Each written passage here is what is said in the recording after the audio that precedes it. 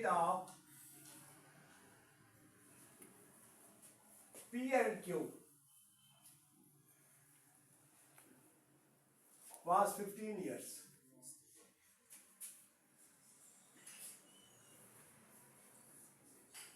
Was 15 years. Average age of the full stop.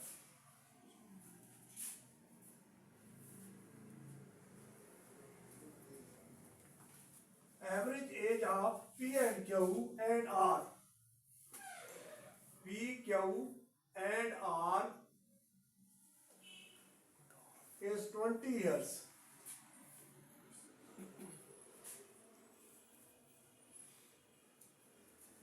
Is 20 years.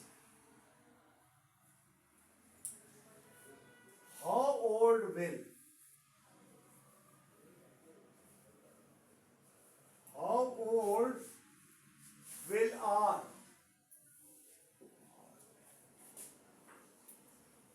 Will R be after 10 years?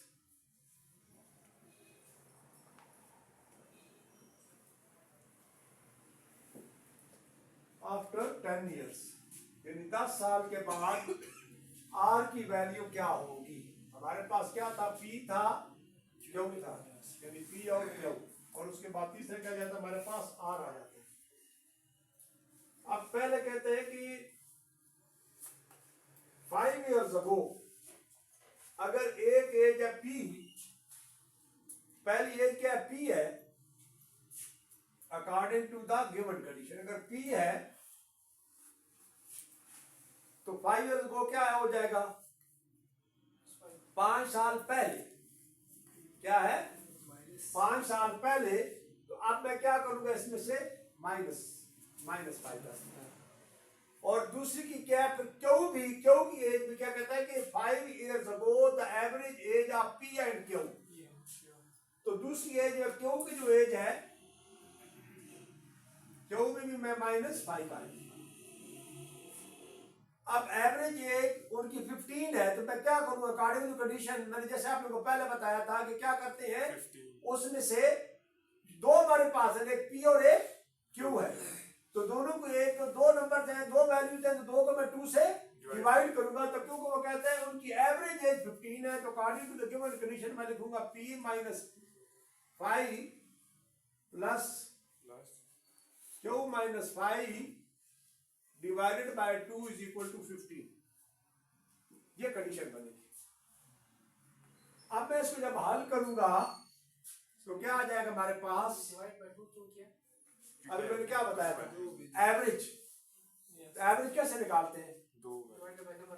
Number तो कितने number है? कितनी as है? 2 है ना, P और Q है, तो मैंने 2 से डिवाइड किया तो क्या आ जाएगा? P -5 plus Q -5 is equal to 15 multiplied by 2. Then it will become P plus Q minus 10 is equal to 30. According to equation, अब आ जाएगा P plus Q is equal to 30. 10 उधर जाएगा, प्लस हो जाएगा ना, प्लस 10 40 हो जाएगा। क्या आ जाएगा? P plus Q is equal to 40. अब मेरे पास एक ये इक्वेशन बन गई। अब आगे क्या कहता है? एक मेरे पास ये इक्वेशन बन गई अकॉर्डिंग टू गिवन कंडीशन।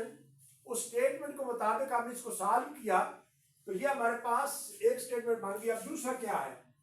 दूसरा कहता है कि अगर average age of P, Q and R, अब P, Q एंड R की एवरेज एज, तो क्या आ जाएगा? P, Q एंड R उसका जो दिया हुआ है, तो according to the given condition या according to the statement, P plus Q plus R is equal to 20।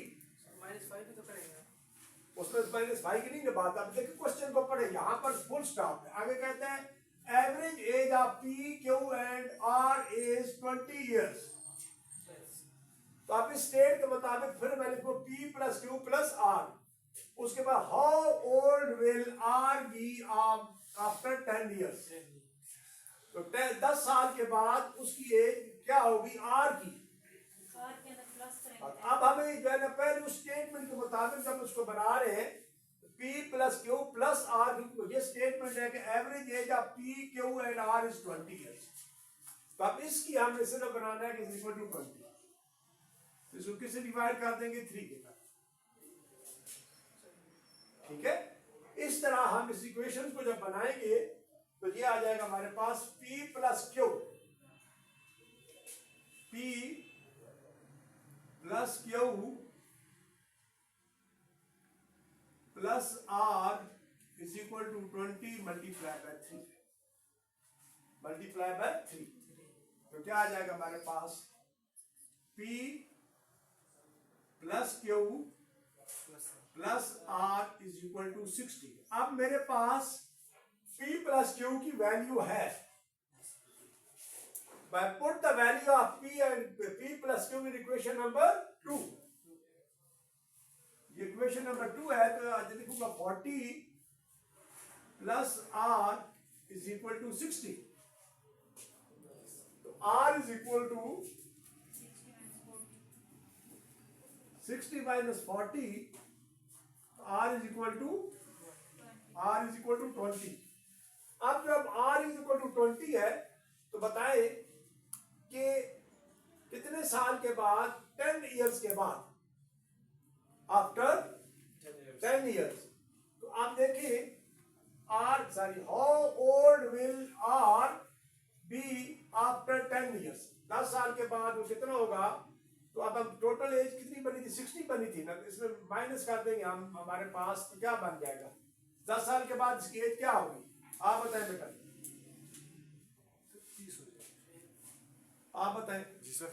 30 answer क्या आएगा 30 आंसर यानी क्योंकि इसके बाद r इज इक्वल 10 साल के बाद सीधी सी बात है 20 plus 10 is equal to r की एज हमारे पास 30 आ जाएगी।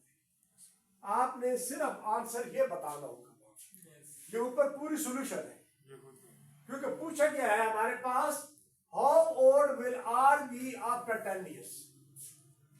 तो आपने सिर्फ इस R की एज का बताना, दूसरी एज नहीं निकालनी, ये भी याद रखना है वहां पर। जो क्वेश्चन को स्टडी करके तो आपने उसको मालूम करना है कि जो उससे आपसे पूछा जाएगा।